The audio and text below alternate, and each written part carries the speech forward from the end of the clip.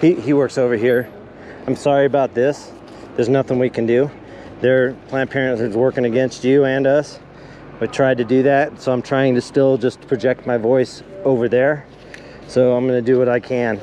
I did not plan this. Well, I understand it, but yeah, I'm not sure why you guys are on this side. Because we can't be in the plants. So they've pushed us over here. And if they do the same over here, then we can go across the street. We can still be on the sidewalk, but we can't collect on the sidewalks and block the path. How about We can't, that's why she's there. We're going to have to call the cops. That was a cop to come by to see if we were doing anything wrong, and he kept going. Well, that's what that was. Yeah, they come by here to answer complaints. Yeah, but they're not talking to us. They're complaining that they're afraid to come in. That's what the term they use, you know.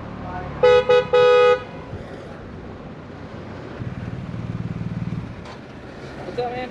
Hey, I've got a question. Yeah, what's up? I'm the eye doctor in this building here, and we've had a lot of patients who are complaining about these. If you'd like a mask, I got one for you. If you want one. No, okay. All right. Just check. Just double checking. Yeah. So my question is,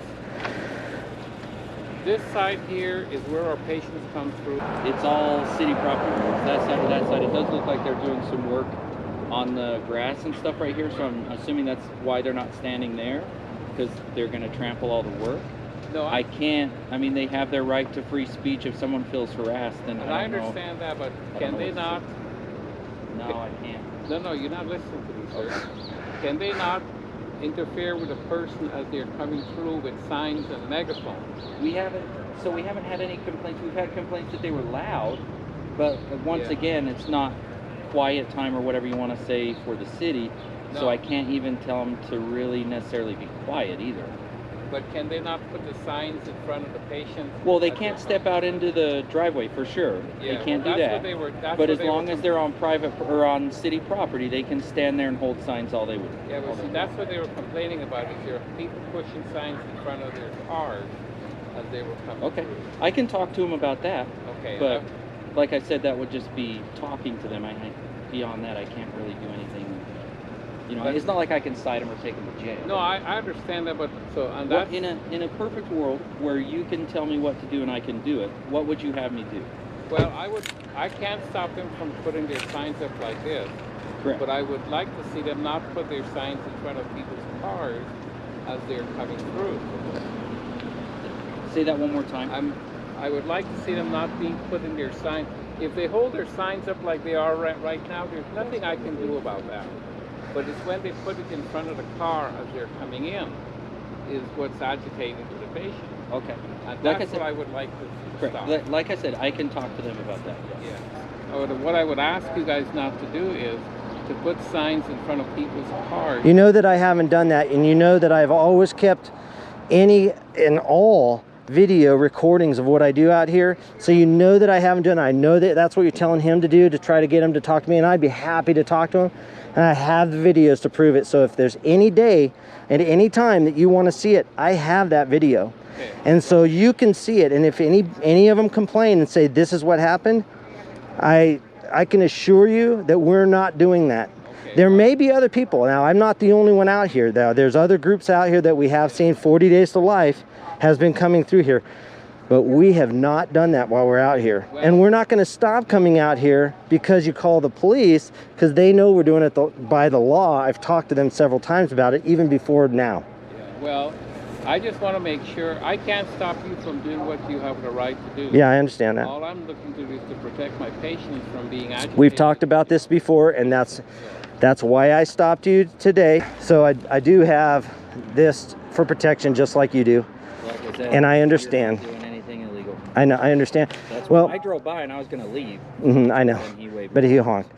Hey, I appreciate you coming, and I appreciate you stopping by, and I appreciate all you do. Do you have a second?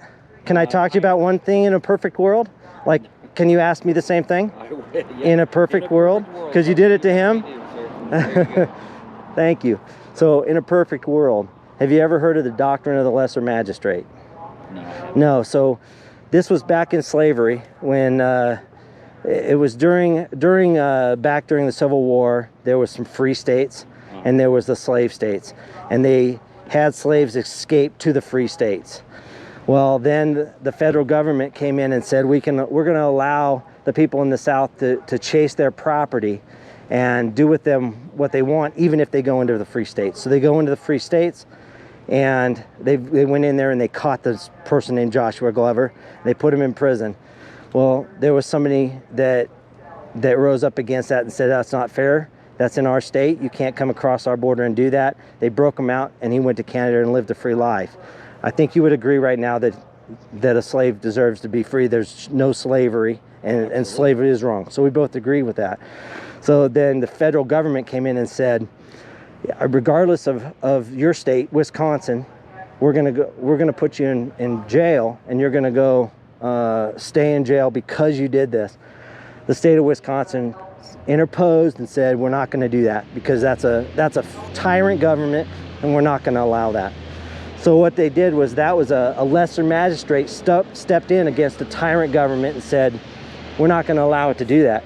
So the whole, during the Reformation, and this is when this has been happening, and we're Christians out here, and during evangelical Christians, during that period, they used that several times in the Bible to and God's law to stop tyranny and uphold God's law.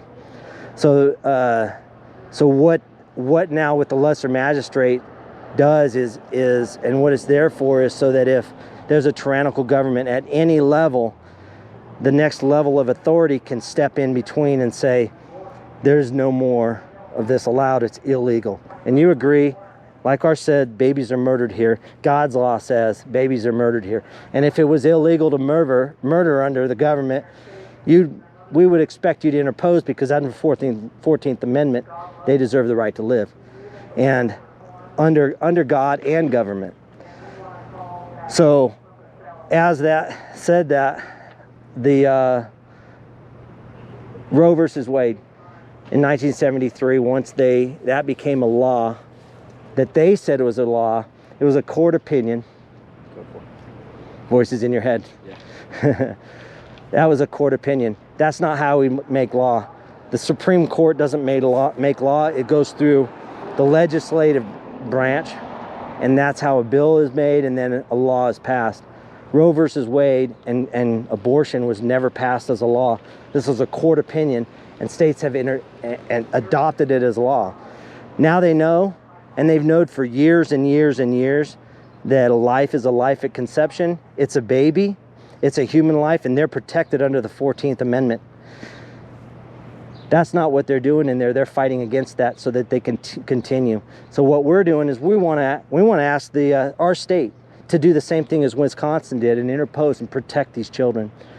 And that would be where you come in as a police officer protecting the rights.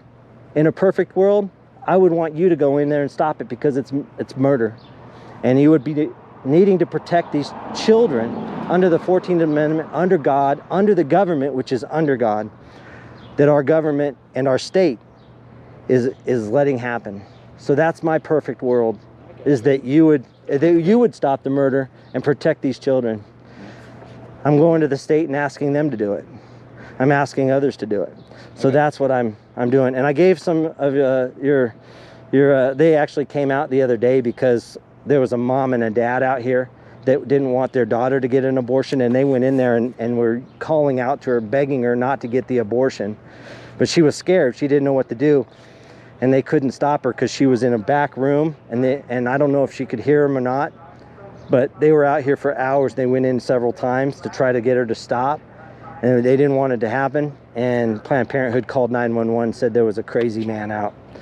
So they came out, and the police came out. I talked with them a little bit, but it was too late, and there was nothing they could do. So I gave them one of these, and if I could, I'll just give this to you. Can I give that to you? I know you. Okay, and just read that. Maybe talk with your other guys about it. And anytime you want, come by and talk. We're out here, and we're going to be out here probably almost every day coming soon. This is what we do.